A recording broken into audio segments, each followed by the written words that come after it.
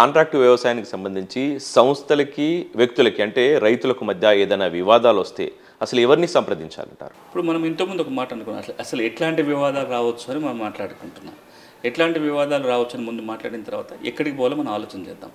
ఎట్లాంటి వివాదాలు రావచ్చు అంటే, కంపెనీ నేను అగ్రి అయినా ఒప్పుకున్న రేటుకి కొనను అని వెనక్కిపోవచ్చు, లేదా క్వాలిటీ సరిగ్గా లేదని తిరస్కరించవచ్చు, లేదా ఇంత దిగుబడి వస్తుంది మీరు పలానా విత్తనాలే వాడండి అని చెప్పి వాళ్ళు చెప్పిన దిగుబడి రాకపోవచ్చు.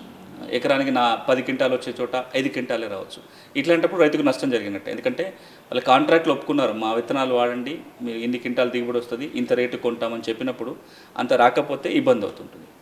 ఇటు రైతు వైపు నుంచి అంటే రైతు దగ్గర నుంచి పొరపాట్లు ఏం కంపెనీకి వచ్చే ఇబ్బందులు ఏమి ఉండొచ్చు అంటే, రైతు ఆ రేటుకి నేను అమ్మనవచ్చు చేతికి పంట వచ్చిన తర్వాత, మా పంట అమ్ముకుని ఇంకో చోట పోయి అమ్ముకునే అవకాశం ఉంటుంది. ఇట్లాంటి ఇటువైపు వివాదం వచ్చిన అంటే ఇటు రైతుకు ఇబ్బంది కలిగినా లేదా అటు పక్కన కాంట్రాక్ట్ వ్యవసాయం చేసే కంపెనీకి వివాదం ఏర్పడినా ఇది కోర్టుకు వెళ్ళడానికి అవకాశం లేదు. ఎక్కడికి వెళ్ళాలి అంటే, ఎక్కడైతే వ్యవసాయం జరుగుతుందో, ఏ భూమిలోనైతే ఈ కాంట్రాక్ట్ వ్యవసాయం జరుగుతుందో ఆ కాంట్రాక్ట్ చేస్తున్న భూమి ఏ మార్కెట్ కమిటీ పరిధిలో వస్తే ఆ మార్కెట్ కమిటీ యొక్క సెక్రటరీ ఉంటారు, సెక్రటరీ దగ్గర దరఖాస్తు పెట్టాలి.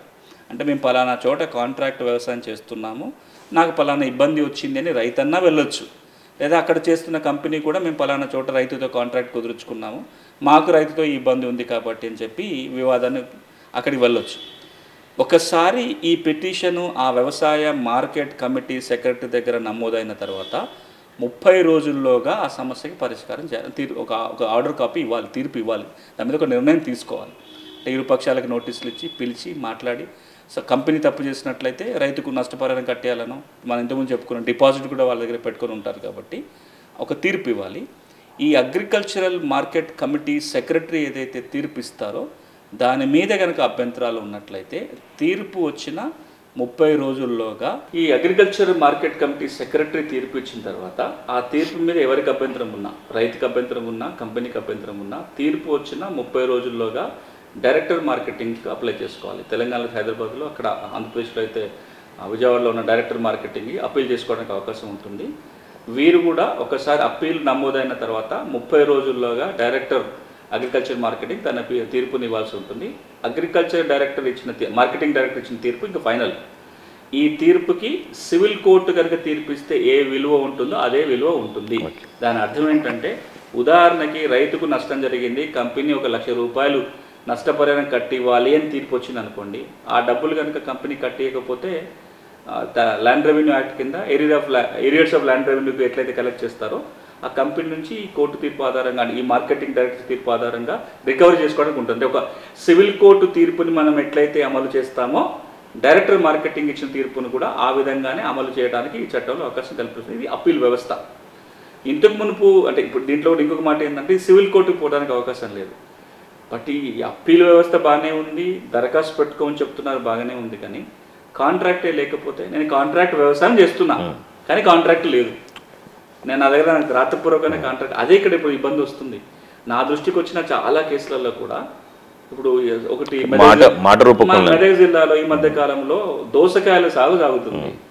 ఆ రైతు కంపెనీపై అగ్రిమెంట్ కుదుర్చుకుంది. ఏమని అగ్రిమెంట్ అంటే, మేము ఇస్తున్న వెరైటీ వాడండి, ఇది కనుక వాడితే ఎకరానికి ఇంకో పలానా దిగుబడి వస్తుంది, మేము దీన్ని కేజీకి ఇంత చొప్పున కొనుగోలు చేస్తామని చెప్పి కమిట్ అయ్యారు.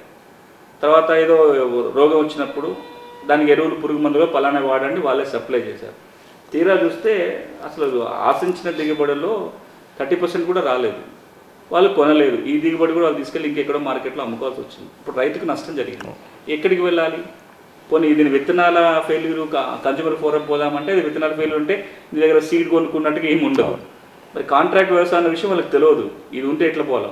ఈ మధ్యకాలంలో చూస్తున్నాం, ములుగు దగ్గర మొక్కజొన్న విత్తనాల సాగు ములుగు గిరిజన ప్రాంతంలో పెద్ద ఎత్తున వివాదాస్పదమైంది, చాలా మీడియాలో వచ్చింది, మీ మధ్యలో దాని మీద రివ్యూలు కూడా జరిగింది. అక్కడ ఏం జరిగింది, 3-4 కంపెనీలు వాళ్ళ కంపెనీలకి మొక్కజొన్న విత్తనాలు పండించడం కోసం రైతులతో ఒక అగ్రిమెంటు సాగు చేయించారు. ఎవరు అగ్రిమెంట్ కుదుర్చుకున్నారు? కంపెనీ కాదు, లోకల్ ఆర్గనైజర్ ఒకరు ఉన్నారు. ఈ లోకల్ ఆర్గనైజరు ఒక అగ్రిమెంట్ కుదుర్చుకొని మొక్కజొన్న సాగు చేశారు. అక్కడ నష్టం జరిగింది, వాళ్ళకి ఆశించిన కూడా సగం కూడా రాలేదు, ఆ మేరకు నష్టపోయారు.